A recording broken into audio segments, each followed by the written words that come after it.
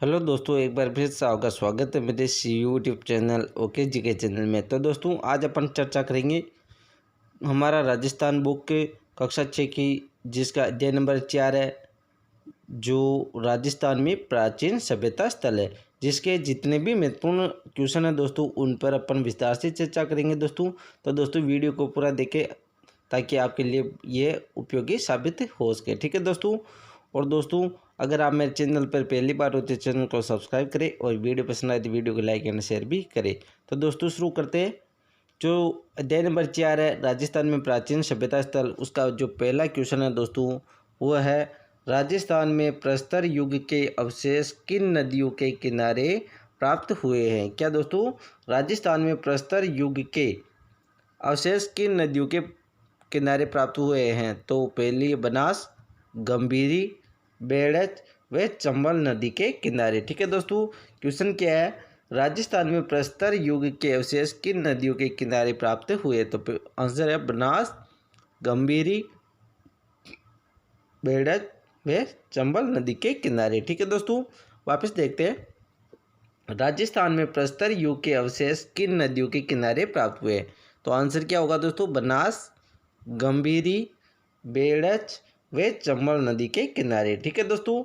Next question है दोस्तों, धातुओं में मानव ने सर्वप्रथम किस धातु का प्रयोग किया। वेरी इंपॉर्टेंट क्वेश्चन है, पहले पूछा हुआ क्वेश्चन है दोस्तों कि धातुओं में मानव ने सर्वप्रथम किस धातु का उपयोग किया। तो तांबे का उपयोग किया था। ध्यान रखना, वेरी इंपॉर्टेंट क्वेश्चन है दोस्तों। पूछा हुआ क्वेश्चन है कि धातुओं में मानव ने सर्वप्रथम किस धातु का प्रयोग किया था या उपयोग किया था। तो तांबे का। ठीक है दोस्तों, ध्यान रखना, बहुत ही महत्वपूर्ण क्वेश्चन है कि धातुओं में मानव ने सर्वप्रथम किस धातु का उपयोग किया। तो तांबे का उपयोग किया था। ठीक है दोस्तों, ध्यान रखना, बहुत महत्वपूर्ण क्वेश्चन है दोस्तों कि सर्वप्रथम मानव ने किस धातु का उपयोग किया था, तांबे का। ठीक है दोस्तों।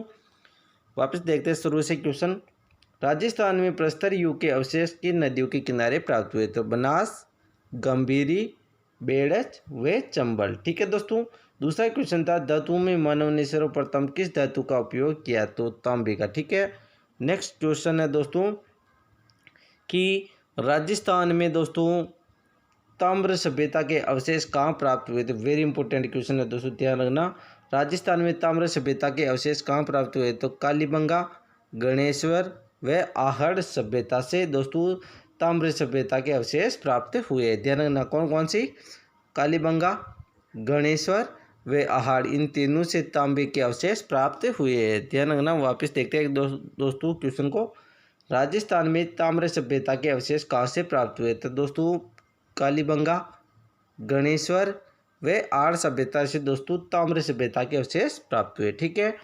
नेक्स्ट क्वेश्चन है दोस्तों, कालीबंगा सभ्यता किस नदी के किनारे स्थित है। क्या दोस्तों, कालीबंगा सभ्यता किस नदी के किनारे स्थित है। तो दोस्तों ये दृष्टवती व सरस्वती नदी के किनारे। ठीक है दोस्तों, ध्यान रखना, जो कालीबंगा सभ्यता है दोस्तों, ये दृष्टवती नदी यह सरस्वती नदी के किनारे स्थित है। कौन सी, कालीबंगा सभ्यता। ठीक है दोस्तों, ध्यान रखना, कालीबंगा सभ्यता दोस्तों दृष्टवती नदी व और सरस्वती नदी के किनारे स्थित है। ध्यान रखना, बहुत ही महत्वपूर्ण क्वेश्चन है दोस्तों कि कालीबंगा सभ्यता किस नदी के किनारे। ये क्वेश्चन पूछा हुआ है कि कालीबंगा सभ्यता किस नदी के किनारे है। तो दृष्टवती नदी व सरस्वती नदी के किनारे। ठीक है दोस्तों, ध्यान रखना। उसके बाद में कालीबंगा सभ्यता की खोज किसने की, ये क्वेश्चन भी पूछा हुआ था दोस्तों। कालीबंगा सभ्यता की खोज की थी अमलानंद घोष ने। किसने, अमलानंद घोष ने की थी। ठीक है दोस्तों, ध्यान रखना, कालीबंगा सभ्यता की खोज दोस्तों अमलानंद घोष ने की थी। किसने, अमलानंद घोष ने। ठीक है दोस्तों, ध्यान रखना, कालीबंगा सभ्यता की खोज किसने की, अमलानंद घोष ने। किसने, अमलानंद घोष ने। वेरी इंपॉर्टेंट क्वेश्चन है दोस्तों, कालीबंगा सभ्यता की खोज किसने की थी, अमलानंद घोष ने की थी। कालीबंगा सभ्यता किस नदी के किनारे स्थित है दोस्तों, दृष्टवती व सरस्वती नदी के किनारे। 6 नंबर का क्वेश्चन है दोस्तों कि कालीबंगा सभ्यता राजस्थान के किस जिले से संबंधित है दोस्तों। तो यह हनुमानगढ़ जिले में स्थित है। कौन सी, कालीबंगा सभ्यता किस जिले में स्थित है दोस्तों, हनुमानगढ़ में। किसमें, हनुमानगढ़ जिले में स्थित है। ध्यान रखना, कालीबंगा सभ्यता दोस्तों हनुमानगढ़ जिले में स्थित है। ठीक है दोस्तों, ध्यान रखना। वापस देखते हैं एक बार। कालीबंगा सभ्यता दोस्तों राजस्थान के किस जिले से संबंधित है? हनुमानगढ़ से, यानी कि कालीबंगा सभ्यता हनुमानगढ़ जिले में स्थित है। ठीक है दोस्तों, उसके बाद में अमलानंद घोष की सभ्यता की पहचान के बाद कालीबंगा से उत्खनन करने वाले कौन थे? यानी कि जो कालीबंगा सभ्यता है उसके उत्खनन करने वाले व्यक्ति कौन थे? तो बीबी लाल व बीके थापर, ये क्वेश्चन भी पूछा हुआ है। ठीक है दोस्तों, ध्यान। अमलानंद घोष की सभ्यता की पहचान के बाद, यानी कि उसकी खोज के बाद जो कालीबंगा है उसका उत्खनन कार्य किसने किया? तो बीबी लाल व बीके थापर ने। ध्यान रखना, वेरी इंपॉर्टेंट क्वेश्चन है दोस्तों। अमलानंद घोष की सभ्यता की पहचान के बाद, यानी कि अमलानंद ने जब कालीबंगा की यानी खोज कर ली तो उसके बाद में इसकी का उत्खनन किसने किया? तो बीबी लाल व बीके थापर ने कालीबंगा सभ्यता का उत्खनन कार्य किया था। वेरी इंपॉर्टेंट क्वेश्चन है दोस्तों कि अमलानंद घोष की सभ्यता की पहचान के बाद कालीबंगा से उत्खनन करने वाले व्यक्ति कौन थे? तो बीबी लाल व बीके थापर, यानी इसके उत्खननकर्ता कौन थे कालीबंगा के? बीबी लाल व बीके थापर। फिर है कालीबंगा सभ्यता वर्तमान में किस नदी के किनारे? तो घग्गर नदी के किनारे। किस नदी के किनारे दोस्तों? घग्गर नदी के किनारे। ध्यान रखना, कालीबंगा सभ्यता दोस्तों वर्तमान में घग्गर नदी के किनारे। किस नदी के किनारे? घग्गर नदी के किनारे। पहले दोस्तों दृष्टवती व सरस्वती नदी के किनारे थी, लेकिन वर्तमान में यह घग्गर नदी के किनारे। किस नदी के किनारे? घग्गर नदी के किनारे। ठीक है दोस्तों, ध्यान रखना, यह क्वेश्चन भी पूछा हुआ है कि वर्तमान में कालीबंगा सभ्यता किस नदी के किनारे स्थित है? घग्गर नदी के किनारे। ठीक है दोस्तों, ध्यान रखना, बहुत ही महत्वपूर्ण क्वेश्चन है। कालीबंगा सभ्यता वर्तमान में किस नदी के किनारे स्थित है? घग्गर नदी के किनारे। किस नदी के किनारे दोस्तों? घग्गर नदी के किनारे। ठीक है, कालीबंगा में नालियाँ किस से बनी हुई थी? तो लकड़ी व ईंट से। वेरी इंपॉर्टेंट क्वेश्चन, ये भी पूछा हुआ क्वेश्चन है कि कालीबंगा में दोस्तों नालियाँ किससे बनी हुई थी? तो लकड़ी प्लस ईंटों से। किससे? लकड़ी प्लस ईंटों से नालियाँ बनी हुई थी। कहाँ पर? कालीबंगा में नालियाँ किससे बनी थी? लकड़ी प्लस ईंटों से। किससे? लकड़ी प्लस ईंटों से। ठीक है दोस्तों, उसके बाद में नेक्स्ट क्वेश्चन आता है दोस्तों, कालीबंगा में मकान बनाने के लिए प्रयोग किया जाता था? तो ईंटों का प्रयोग। वेरी इंपॉर्टेंट क्वेश्चन, ये भी पूछा हुआ है कि कालीबंगा में मकान बनाने के लिए किसका प्रयोग किया जाता था? ईंटों का प्रयोग किया जाता था। ध्यान रखना दोस्तों, कालीबंगा में दोस्तों मकान बनाने के लिए किसका प्रयोग किया जाता था? ईंटों का प्रयोग किया जाता था। कहाँ पर? कालीबंगा में मकान बनाने के लिए दोस्तों ईंटों का प्रयोग किया जाता था। ध्यान रखना, बहुत ही महत्वपूर्ण क्वेश्चन है। कालीबंगा में मकान बनाने के लिए किसका प्रयोग किया जाता था? ईंटों का प्रयोग किया जाता था। ठीक है दोस्तों, नेक्स्ट क्वेश्चन है दोस्तों कि कालीबंगा में अग्नि वेदिका कहाँ पर बनी होती थी? तो चबूतरों पर। कहाँ पर? चबूतरों पर। कालीबंगा में अग्नि वेदिका कहाँ पर बनी होती थी? तो चबूतरों पर। कहाँ पर दोस्तों? चबूतरों पर अग्नि वेदिकाएँ बनी होती थी। ये इसकी विशेषता हो गई कालीबंगा की। यहाँ से कौन सी आकृति मिली? तो अग्नि वेदिकाएँ भी कहाँ से मिली है दोस्तों? कालीबंगा से मिली। और अग्नि वेदिका कहाँ पर बनी होती थी? चबूतरों पर। कहाँ पर? चबूतरों पर अग्नि वेदिकाएँ बनी होती थी, यानी कि अग्नि वेदिकाएँ कालीबंगा में थी। ठीक है दोस्तों, और अग्नि जो वेदिका ये कहाँ पर बनी होती थी? चबूतरों पर बनी होती थी। कालीबंगा की नगर नियोजन व्यवस्था किस सभ्यता के समान थी? तो सिंधु सभ्यता के समान थी। किसके समान?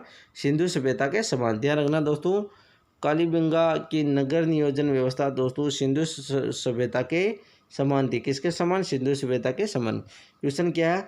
कालीबंगा की नगर नियोजन किस सभ्यता के समान थी? तो सिंधु सभ्यता के समान। ठीक है दोस्तों, नेक्स्ट क्वेश्चन आता है दोस्तों कि कालीबंगा से प्राप्त नगरों में कृषि कहाँ की जाती थी? तो नगर की चार दीवारी के बाहर। कहाँ पर? नगर की चार दीवारी के बाहर कृषि की जाती थी। कालीबंगा से प्राप्त नगरों में कृषि कहाँ की जाती थी? नगर की चार दीवारी से बाहर। कहाँ पर? नगरों की चार दीवारी से बाहर की जाती थी। ठीक है, 14 नंबर का क्वेश्चन है, गाय के मुख वाले प्याले किस सभ्यता से प्राप्त हुए? तो ये वेरी इंपॉर्टेंट क्वेश्चन है दोस्तों, कालीबंगा से। ध्यान रखना, गाइडों में ये लाइन नहीं दे रखी है। गाय के मुख वाले प्याले किस सभ्यता से प्राप्त हुए? तो कालीबंगा से। कहाँ से? कालीबंगा से। ध्यान रखना दोस्तों, बहुत ही महत्वपूर्ण क्वेश्चन है कि गाय के मुख वाले प्याले किस सभ्यता से प्राप्त हुए? तो कालीबंगा सभ्यता से। कहाँ से? कालीबंगा सभ्यता से। क्या? गाय के मुख वाले प्याले। कौन से? गाय के मुख वाले प्याले किस सभ्यता से प्राप्त हुए? कालीबंगा से। ठीक है, फिर तांबे के बेल की मूर्ति कहाँ से प्राप्त हुई? तो ये भी बहुत ही महत्वपूर्ण क्वेश्चन है, पूछा हुआ क्वेश्चन है। तो ये भी कालीबंगा से प्राप्त हुए। क्या दोस्तों? तांबे के बेल की मूर्ति, क्या तांबे के बेल की मूर्ति कहाँ से प्राप्त हुई है दोस्तों? कालीबंगा से। कहाँ से? कालीबंगा से। वेरी इंपॉर्टेंट क्वेश्चन है कि तांबे के बेल की मूर्ति कहाँ से प्राप्त हुई है दोस्तों? कालीबंगा से। वेरी इंपॉर्टेंट क्वेश्चन है, वापस देखते हैं एक बार। तांबे के बेल की मूर्ति दोस्तों कहाँ से प्राप्त हुई है? कालीबंगा से। कहाँ से? कालीबंगा से। क्वेश्चन क्या है कि तांबे के बेल की मूर्ति कहाँ से प्राप्त हुई है? कालीबंगा से प्राप्त हुई है। ठीक है दोस्तों। उसके बाद नेक्स्ट क्वेश्चन आता है, कांस्य का दर्पण किस सभ्यता से प्राप्त हुआ? वेरी इंपॉर्टेंट है। कांस्य का दर्पण किस सभ्यता से प्राप्त हुआ था? कालीबंगा से। कहाँ से? कालीबंगा से। ये भी नहीं दिया गया है गाइडों में। कांस्य का दर्पण किस सभ्यता से प्राप्त हुआ? कालीबंगा से। ध्यान रखना, बहुत ही महत्वपूर्ण है। कांस्य का दर्पण किस सभ्यता से प्राप्त हुआ? कालीबंगा से। वेरी इंपॉर्टेंट क्वेश्चन है दोस्तों। वापस देखते हैं दोस्तों, कांस्य का दर्पण किस सभ्यता से प्राप्त हुआ? तो कालीबंगा से। ठीक है। उसके बाद नेक्स्ट क्वेश्चन आता है दोस्तों, किस सभ्यता से हमें हाथी दांत से बना कंगा प्राप्त हुआ? तो कालीबंगा से। कहाँ से? कालीबंगा से। क्या किस सभ्यता से दोस्तों हमें हाथी दांत से बना कंगा, क्या दोस्तों हाथी दांत से बना कंगा प्राप्त हुआ? तो वो है कालीबंगा। क्या? कालीबंगा। ध्यान रखना दोस्तों, बहुत ही महत्वपूर्ण है। किस सभ्यता से हमें हाथी दांत से बना कंगा प्राप्त हुआ? तो कालीबंगा सभ्यता से। किससे? कालीबंगा सभ्यता से। ठीक है दोस्तों, यानी कि कालीबंगा सभ्यता से दोस्तों हाथी दांत से बना कंगा प्राप्त हुआ है। उसके बाद में कालीबंगा सभ्यता का विनाश किस कारण हुआ माना जाता है? तो नदियों का पानी सूखने और मरुस्थल के बढ़ने के कारण। ठीक है दोस्तों, ये बहुत ही महत्वपूर्ण कारण है कि कालीबंगा सभ्यता का जो विनाश का कारण था वो क्या है? तो नदियों का पानी सूख जाने के कारण व मरुस्थल के बढ़ने के कारण कालीबंगा का क्या हो गया? विनाश हो गया। ठीक है दोस्तों, बहुत ही महत्वपूर्ण है। कालीबंगा सभ्यता का विनाश किस कारण हुआ माना जाता है? नदियों का पानी सूखने व मरुस्थल के बढ़ने से। उसके बाद नेक्स्ट क्वेश्चन आता है दोस्तों, उदयपुर के धूलकोट का संबंध किस सभ्यता से? तो आर्य सभ्यता से। वेरी इंपॉर्टेंट है। उदयपुर की धूलकोट सभ्यता का संबंध किस सभ्यता से है? आर्य सभ्यता से। यानी कि आर्य सभ्यता को धूलकोट सभ्यता के नाम से जाना जाता है। ये क्वेश्चन सेकंड ग्रेड में पूछा हुआ है दोस्तों कि धूलकोट की सभ्यता किस सभ्यता को कहा जाता है? तो आर्य सभ्यता को। ध्यान रखना, धूलकोट की सभ्यता किस सभ्यता को कहा जाता है? आर्य की सभ्यता को। ध्यान रखना। और आर्य सभ्यता कहाँ स्थित है दोस्तों? उदयपुर में। कहाँ पर? उदयपुर में आर्य सभ्यता स्थित है। ये क्वेश्चन भी पूछा हुआ है कि दोस्तों आर्य सभ्यता कहाँ स्थित है? तो उदयपुर में। कहाँ पर? उदयपुर में आर्य सभ्यता स्थित है। ध्यान रखना, बहुत ही महत्वपूर्ण है। आर्य सभ्यता कहाँ पर है? उदयपुर में। और उदयपुर की धूलकोट सभ्यता का संबंध किस सभ्यता से? तो आर्य सभ्यता से। और धूलकोट की सभ्यता को किस नाम से जाना जाता है? आड़, यानी आड़ को किस नाम से जाना जाता है? धूलकोट की सभ्यता को नाम से। ठीक है। ऐसे उल्टा भी पूछ रखा है कि धूलकोट के नाम से किस सभ्यता को जाना जाता है? तो आर्य सभ्यता को धूलकोट की सभ्यता के नाम से जाना जाता है। ये क्वेश्चन पूछ रखा है कि किस सभ्यता को दोस्तों धूलकोट सभ्यता के नाम से जाना जाता है? तो आर्य सभ्यता को। ठीक है। किस स्थान का पहले तांबावती के नाम से जाना जाता था? किस स्थान को दोस्तों तांबावती के नाम से जाना जाता था? तो वो है धूलकोट। ताम्रवती होगा यहाँ पर दोस्तों। ताम्रवती सभ्यता के नाम से किस सभ्यता को जाना जाता था? तो धूलकोट की सभ्यता, यानी कि आर्य सभ्यता को। ठीक है। किस स्थान को दोस्तों पहले ताम्र क्या दोस्तों ताम्रवती के नाम से जाना जाता था? तो वो है धूलकोट सभ्यता, यानी आर्य सभ्यता को ताम्रवती सभ्यता के नाम से जाना जाता था। ठीक है दोस्तों, ध्यान रखना। किस स्थान को पहले ताम्रवती या ताम्बावती के नाम से जाना जाता था? तो धूलकोट को। किसको? धूलकोट के, यानी आर्य सभ्यता को। ठीक है दोस्तों। उसके बाद में नेक्स्ट क्वेश्चन आता है, धूलकोट की दीवारें किससे बनी होती थी? तो दोस्तों दीवार पत्थर और मिट्टी से बनी होती थी। किससे? पत्थर व मिट्टी से बनी होती थी। धूलकोट की दीवारें किससे बनी होती थी? दीवार पत्थर व मिट्टी से बनी होती थी। ध्यान रखना, बहुत ही महत्वपूर्ण क्वेश्चन है। धूलकोट की दीवारें किससे बनी होती थी? दीवार पत्थर और मिट्टी से बनी होती थी। किस सभ्यता के मकानों से हमें 6 चूल्हे प्राप्त होते? वेरी इंपॉर्टेंट क्वेश्चन है दोस्तों। किस सभ्यता के मकानों से हमें 6 चूल्हे प्राप्त हुए? तो आर्य सभ्यता से। कहाँ से? आर्य सभ्यता से। ठीक है दोस्तों, आर्य सभ्यता से 6 चूल्हे प्राप्त हुए। एक क्वेश्चन और दोस्तों कि कालीबंगा में छोड़ गया कि जूते हुए खेत के अवशेष कहाँ से प्राप्त हुए थे? जूते हुए खेत के अवशेष। ठीक है दोस्तों, वेरी इंपॉर्टेंट क्वेश्चन है, बहुत से बार सेकंड ग्रेड में पूछ रखा है। ठीक है दोस्तों, जूते हुए खेत के अवशेष कहाँ से प्राप्त हुए? कालीबंगा से। कहाँ से? कालीबंगा से। ठीक है दोस्तों, ध्यान रखना, आपको पता होगा वैसे, लेकिन अपन और बता देते हैं आपको कि दोस्तों जूते हुए खेत के अवशेष कहाँ से प्राप्त हुए? कालीबंगा सभ्यता से। वेरी इंपॉर्टेंट क्वेश्चन है। जूते हुए खेत के अवशेष कहाँ से प्राप्त हुए? कालीबंगा सभ्यता से। कहाँ से दोस्तों? कालीबंगा सभ्यता से। जूते हुए खेत के अवशेष कहाँ से प्राप्त हुए दोस्तों? कालीबंगा सभ्यता से। ठीक है दोस्तों। और दोस्तों जो 22 नंबर का क्वेश्चन है कि किस सभ्यता के मकानों से हमें 6 चूल्हे प्राप्त हुए? तो वो है आड़ सभ्यता। आड़ सभ्यता से 6 चूल्हे प्राप्त हुए। क्या? 6 चूल्हे प्राप्त हुए। कहाँ से? आड़ सभ्यता से। एक परिवार में 6 चूल्हे मिलना किसका प्रतीक है दोस्तों? सामूहिक परिवार का प्रतीक है। किसका? सामूहिक परिवार का प्रतीक है। कौन सी सभ्यता है जहाँ उच्च कोटि के चावल का उत्पादन किया जाता था? तो आड़ सभ्यता में। कहाँ पर? आड़ सभ्यता में चावल का उत्पादन किया जाता था। ध्यान रखना, कौन सी सभ्यता है जहाँ पर उच्च कोटि के चावल का उत्पादन किया जाता था? तो वो है आड़ सभ्यता। कौन सी? आड़ सभ्यता में दोस्तों उच्च कोटि के चावल उत्पादित किए जाते थे। ठीक है दोस्तों, ध्यान रखना। क्वेश्चन क्या है? कौन सी सभ्यता है जहाँ उच्च कोटि के चावल का उत्पादन किया जाता था? तो आड़ सभ्यता। कौन सी? आड़ सभ्यता। ठीक है। उसके बाद में आड़ सभ्यता में प्राप्त हुए चूल्हे किस प्रकार के? तो भट्टी के आकार के। किस प्रकार के दोस्तों? भट्टी के आकार के। ध्यान रखना दोस्तों, आड़ सभ्यता में प्राप्त हुए चूल्हे के किस प्रकार के? तो भट्टी के आकार के। किस प्रकार के दोस्तों? भट्टी के आकार के। ठीक है दोस्तों, ध्यान रखना, किस प्रकार के है? भट्टी के आकार के। जो आड़ सभ्यता में जो चूल्हे प्राप्त हुए वो किस प्रकार के? भट्टी के प्रकार के। ठीक है दोस्तों।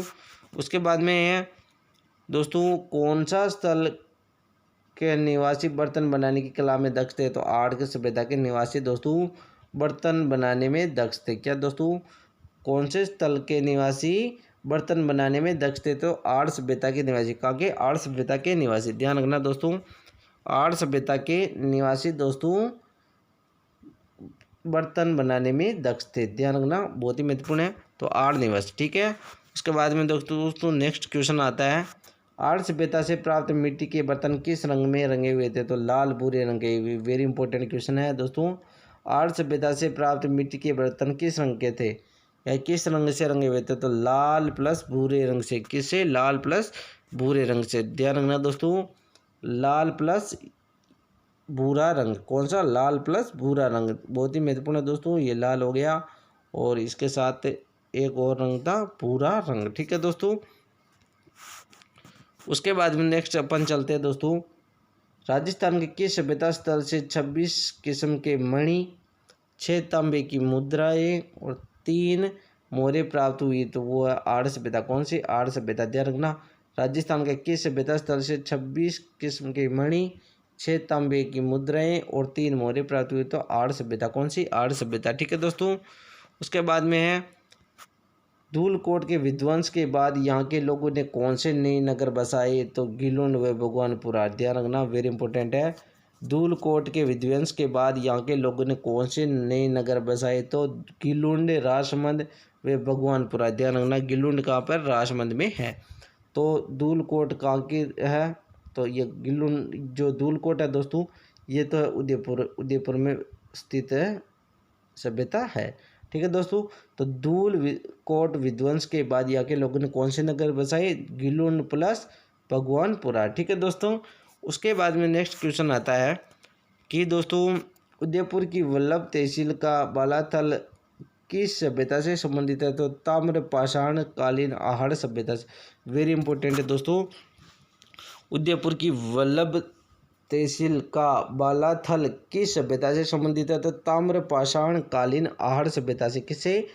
ताम्र पाषाण कालीन आहड़ सभ्यता से संबंधित है। वेरी इंपॉर्टेंट क्वेश्चन है। क्या है क्वेश्चन कि दोस्तों उदयपुर की वल्लभ तहसील का बालाथल किस सभ्यता से संबंधित है? तो ताम्र पाषाण कालीन आहड़ सभ्यता से संबंधित है। ठीक है दोस्तों, ध्यान रखना, बहुत ही महत्वपूर्ण है। उसके बाद में दोस्तों अपन आगे चलते हैं। फिर है दोस्तों 31 नंबर का क्वेश्चन कि किस सभ्यता से स्थल से 11 कमरों के एक बड़े भवन व दुर्ग जैसे चिन्ह प्राप्त हुए? तो वो है बालाथल। कौन से? बालाथल। क्वेश्चन क्या है? किस सभ्यता स्थल से 11 कमरों के एक बड़े भवन व दुर्ग जैसे चिन्ह प्राप्त हुए? तो वो है बालाथल। कौन से? बालाथल। ठीक है दोस्तों, ध्यान रखना, बालाथल से दोस्तों 11 कमरों के बड़ा भवन और दुर्ग जैसे चिन्ह प्राप्त हुए। कहाँ से? बालाथल से जो, और बालाथल भी कहाँ है दोस्तों, उदयपुर में। कहाँ पर, उदयपुर में है बालाथल जो है सभ्यता, ये भी उदयपुर में स्थित है। ठीक है दोस्तों, यहाँ से क्या प्राप्त है, 11 कमरू का एक बड़ा भवन और दुर्ग जैसे चिन्ह प्राप्त हुए। कहाँ से, बालाथल से। उसके बाद में दोस्तों नेक्स्ट क्वेश्चन आता है, बालाथल से ताम्र सभ्यता के अलावा किस सभ्यता के अवशेष मिले, तो लोहा कालीन सभ्यता के अवशेष। वेरी इंपॉर्टेंट है, बालाथल से ताम्र सभ्यता के अलावा और किस सभ्यता के अवशेष मिले, तो लोहा कालीन सभ्यता के अवशेष। कहाँ से, बालाथल से। ठीक है दोस्तों, ध्यान रखना, बहुत ही महत्वपूर्ण है। बालाथल से ताम्र सभ्यता के अलावा किस सभ्यता के अवशेष मिले, तो लोहा कालीन सभ्यता के अवशेष। किसके, लोहा कालीन सभ्यता के अवशेष कहाँ से मिले, बालाथल से। ठीक है, लोहा गलाने की भट्टियाँ कहाँ से मिली है, तो बालाथल से। कहाँ से, बालाथल उदयपुर से। वेरी इंपॉर्टेंट क्वेश्चन है, पूछा हुआ क्वेश्चन है दोस्तों। लोहा गलाने की भट्टियाँ कहाँ से प्राप्त हुई है, बालाथल उदयपुर से। कहाँ से, बालाथल उदयपुर से। ठीक है दोस्तों, ध्यान रखना, क्वेश्चन है लोहा गलाने की भट्टियाँ कहाँ से प्राप्त हुई है, बालाथल उदयपुर से। कहाँ से, बालाथल उदयपुर से। ठीक है, क्या क्वेश्चन क्या है, लोहा गलाने की भट्टियाँ कहाँ प्राप्त हुई है, बालाथल उदयपुर से। ठीक है दोस्तों, नेक्स्ट क्वेश्चन है, बेराट जयपुर के अलावा किस स्थान से बुने हुए वस्त्र के अवशेष प्राप्त हुए, तो बालाथल से। कहाँ से, बालाथल से। क्वेश्चन क्या है, बेराट जयपुर के अलावा किस स्थान से बुने हुए वस्त्र के अवशेष प्राप्त हुए, तो बालाथल से। कहाँ से, बालाथल उदयपुर से सभ्यता से। ठीक है दोस्तों, क्वेश्चन क्या, बेराट जयपुर के अलावा किस स्थान से बुने हुए वस्त्र के अवशेष प्राप्त हुए, तो बालाथल उदयपुर से। फिर है, गणेश्वर सभ्यता के अवशेष कहाँ से प्राप्त हुए, तो सीकर जिले के नीम का ताना गणेश्वर नामक स्थान से। वेरी इंपॉर्टेंट क्वेश्चन है, पूछा हुआ क्वेश्चन है दोस्तों, ध्यान रखना। गणेश्वर सभ्यता के अवशेष कहाँ से प्राप्त हुए, तो सीकर जिले के नीम का थाना तहसील के गणेश्वर नामक स्थान से। ठीक है दोस्तों, गणेश्वर सभ्यता सीकर जिले में स्थित है। ठीक है दोस्तों, तहसील है नीम का थाना तहसील गणेश्वर नामक स्थान से। ठीक है दोस्तों, तो गणेश्वर सभ्यता के अवशेष कहाँ से प्राप्त हुए, सीकर जिले के नीम का थाना तहसील के गणेश्वर नामक स्थान से। ठीक है, उसके बाद नेक्स्ट क्वेश्चन आता है, गणेश्वर सभ्यता को किस नाम से जाना जाता था, ताम्र संचित संस्कृति। ठीक है दोस्तों, ध्यान रखना, गणेश्वर सभ्यता को किस नाम से जाना जाता है, ताम्र संचित संस्कृति। ठीक है दोस्तों, सभ्यता के नाम से जाना जाता है। वेरी इंपॉर्टेंट है, ध्यान रखना दोस्तों, गणेश्वर सभ्यता को किस नाम से जाना जाता है, ताम्र संचित संस्कृति के नाम से। ठीक है, उसके बाद में दोस्तों, गणेश्वर से कौन सा तांबा का उपकरण पश्चिम व मध्य एशिया में निर्यात किया जाता था, तो दोहरी परतदार सिरा वाली तांबे की पिन। ठीक है दोस्तों, क्वेश्चन क्या है कि गणेश्वर सभ्यता से कौन से तांबे का उपकरण पश्चिम व मध्य एशिया में निर्यात किया जाता था, तो दोहरी परतदार सिरा वाली तांबे की पिन। ठीक है दोस्तों, ध्यान रखना, बहुत ही महत्वपूर्ण है। फिर है सभ्यता, जो गणेश्वर सभ्यता है, सभ्यता से कितने प्रकार के मिट्टी के पात्र प्राप्त हुए, तो 2 प्रकार के। कितने प्रकार के, 2 प्रकार के। क्वेश्चन क्या है, गणेश्वर सभ्यता से कितने प्रकार के मिट्टी के पात्र प्राप्त हुए, तो 2 प्रकार के। कितने, 2 प्रकार के। ठीक है दोस्तों, ध्यान रखना, गणेश्वर सभ्यता से कितने प्रकार के मिट्टी के पात्र प्राप्त हुए, तो 2 प्रकार के। कितने प्रकार के, 2 प्रकार के। फिर एक क्वेश्चन आता है, लोहा कालीन पुरातात्विक स्थल राजस्थान में कौन कौन से, तो दोस्तों बेराट हो गया, सांबर हो गया, बागौर हो गया और रेड हो गया। ध्यान रखना दोस्तों, कौन कौन सी लोहा कालीन सभ्यताएं हैं, तो लोहा कालीन सभ्यताएं कौन कौन सी है दोस्तों, बेराट, सांबर, बागौर व रेड, ये लोहा कालीन पुरातात्विक स्थल है। ध्यान रखना, बहुत ही महत्वपूर्ण है दोस्तों, लोहा कालीन पुरातात्विक स्थल कौन कौन से है, बेराट जयपुर, सांबर जयपुर, बागौर भीलवाड़ा और रेड 2, ये लोहा कालीन सभ्यताएं। लिख लेना आप, लोहा कालीन सभ्यताएं ये कौन कौन सी है, तो बेराट हो गई, सांबर हो गई, बागौर हो गई और रेड हो गई, ये लोहा कालीन सभ्यताएं। बेराट राजस्थान के किस जिले में स्थित है, तो दोस्तों ये जयपुर में स्थित है। आपको सभी को पता होगा, बेराट राजस्थान में कहाँ स्थित है, जयपुर जिले में, यानी बेराट सभ्यता कहाँ स्थित है, जयपुर में। बीजे की पहाड़ी और भीम डूंगरी का संबंध किस स्थान से है, तो बेराट से। Very important question, second grade में पूछा हुआ क्वेश्चन है, बीजे की पहाड़ी और भीम डूंगरी का संबंध किस सभ्यता से है, बेराट सभ्यता से। और बेराट सभ्यता कहाँ, जयपुर में। ठीक है दोस्तों, वेरी इंपॉर्टेंट है एग्जाम की दृष्टि से। बेराट राजस्थान के किस जिले में स्थित है, जयपुर में। ठीक है, बीजे की पहाड़ी और भीम डूंगरी का संबंध किस स्थान से है, बेराट से। रट लेना इस क्वेश्चन को अच्छे से, बहुत ही महत्वपूर्ण क्वेश्चन है। बीजक की पहाड़ी और भीम डूंगरी का संबंध किस स्थान से है? बेराट से, यानी कि बेराट सभ्यता से। बेराट की पहाड़ी और भीम डूंगरी का संबंध किस स्थान से है दोस्तों? बेराट से। ठीक है। महाभारत काल में बेराट को किस नाम से जाना जाता था? तो विराट नगर के नाम से। वेरी इंपॉर्टेंट क्वेश्चन है, पूछा हुआ क्वेश्चन है। महाभारत काल में बेराट को किस नाम से जाना जाता था? विराट नगर के नाम से। किस नाम से? विराट नगर के नाम से जाना जाता था। बहुत ही महत्वपूर्ण क्वेश्चन है दोस्तों, पूछा हुआ क्वेश्चन है। महाभारत काल में बेराट को किस नाम से जाना जाता था? विराट नगर के नाम से। यानी कि दोस्तों जो मत्स्य जनपद था उसकी राजधानी कौन सी थी? वो थी विराटनगर। कौन सी? विराटनगर थी, ध्यान रखना। यानी कि महाभारत काल में जो बेराट है, इस बेराट को किस नाम से जाना जाता था? विराटनगर के नाम से। और ये विराटनगर किसकी है? मत्स्य जनपद की राजधानी। किसकी? मत्स्य जनपद की राजधानी थी। किसकी? मत्स्य जनपद की राजधानी थी। क्या थी? विराटनगर जयपुर। कौन सी? विराटनगर जयपुर। ठीक है दोस्तों, ध्यान रखना। मत्स्य जनपद की राजधानी विराटनगर जयपुर थी। कौन सी? विराटनगर जयपुर। ये विराटनगर है, ये मत्स्य जनपद की राजधानी थी। किसकी? मत्स्य जनपद की राजधानी थी। ठीक है दोस्तों। और एक क्वेश्चन हो रहा था, मत्स्य संघ की राजधानी, तो मत्स्य संघ की राजधानी थी दोस्तों अलवर। कौन सी? अलवर। मत्स्य संघ की राजधानी थी तो अलवर थी। ठीक है दोस्तों, मत्स्य संघ की राजधानी थी अलवर और मत्स्य जनपद की राजधानी थी विराटनगर जयपुर। ठीक है। महाभारत काल में विराट को ही विराट नगर के नाम से जाना जाता था। ठीक है। उसके बाद नेक्स्ट क्वेश्चन आता है, पांडवों ने 1 वर्ष का अज्ञातवास कहाँ बिताया? तो विराट नगर में। ये क्वेश्चन भी पूछा हुआ है, ध्यान रखना। पांडवों ने 1 वर्ष का अज्ञातवास कहाँ बिताया था? विराटनगर जयपुर में। राजस्थान में मौर्य काल का प्रमुख केंद्र रहा बेराट जयपुर। कौन सा? बेराट जयपुर। वेरी इंपॉर्टेंट क्वेश्चन, ये भी पूछा हुआ क्वेश्चन है दोस्तों। जो ये बेराट सभ्यता, ये वेरी इंपॉर्टेंट है सभी एग्जाम की दृष्टि, इसलिए वो इसको अच्छे से याद करें। ठीक है दोस्तों। सबसे जो महत्वपूर्ण 4 सभ्यताएं आती है, एक तो कालीबंगा आती है, एक आड़ आती है, एक गणेश्वर आती है और एक बेराट आती है। 4 सभ्यताएं सबसे महत्वपूर्ण है, इनको अच्छे से याद कर लेना दोस्तों। ठीक है दोस्तों, इनसे सबसे ज़्यादा क्वेश्चन पूछे जाते हैं। राजस्थान में मौर्य काल का प्रमुख केंद्र रहा तो बेराट सभ्यता जयपुर। ठीक है दोस्तों, ध्यान रखना, ये बेराट जो सभ्यता है ये मौर्यकालीन है। ठीक है। किस स्थान से अशोक के बाबरू शिलालेख एवं बौद्ध मठ के अवशेष प्राप्त हुए? तो ये बेराट से। ठीक है दोस्तों, बेराट जयपुर से। वेरी इंपॉर्टेंट है, ये क्वेश्चन अच्छे से रट लेना इसको। ठीक है दोस्तों, इस क्वेश्चन को अच्छे से रट लेना, इसको भी अच्छे से रट लेना। ठीक है दोस्तों, जो अभी मैंने आपको बताया ये सभी क्वेश्चन एक से एक बढ़कर है, बहुत ही महत्वपूर्ण है, इनको अच्छे से पढ़ लेना दोस्तों। अगर इनको आप अच्छे से पढ़ लोगे तो आपके राजस्थान जीके में अच्छे से नंबर आएंगे। ठीक है दोस्तों, तो इनको अच्छे से आप याद करें। किस स्थान से अशोक के बाबरू शिलालेख व बौद्ध मठ के अवशेष प्राप्त हुए? तो बेराट जयपुर से। ठीक है। राजस्थान के किस सभ्यता स्थल से एक कमरे से 36 चांदी की मुद्राएं प्राप्त हुई? तो वो भी क्या है? बेराट जयपुर। यानी कि बेराट जयपुर से 36 चांदी की मुद्राएं प्राप्त हुई है। ठीक है दोस्तों, ध्यान रखना, बेराट जयपुर से दोस्तों 36 चांदी की मुद्राएं प्राप्त हुई है। ठीक है दोस्तों, तो दोस्तों ये थी आज की वीडियो। आशा करता हूँ वीडियो पसंद आई होगी। अगर वीडियो पसंद आए तो वीडियो को लाइक करें और चैनल पर पहली बार चैनल को सब्सक्राइब करो ताकि आने वाले हर वीडियो का नोटिफिकेशन आपको प्राप्त हो सके। तब तक के लिए जय हिंद, जय भारत।